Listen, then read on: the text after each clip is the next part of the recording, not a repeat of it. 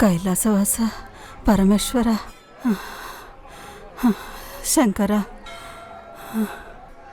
నీ కైలాసయాత్రకి రావాలని 5 ఏళ్ల నుంచి అనుకుంటున్నా. పెద్దాడికి కుదిరితే చిన్నాడికి కుదరదు, చిన్నాడికి కుదిరితే పెద్దాడికి కుదరదు. నాకా వయసు అయిపోతుంది. నీ కైలాసయాత్రకు వచ్చే మార్గం ఒకటి చూపించు స్వామి. మీరే వెళ్ళొచ్చు కదమ్మా.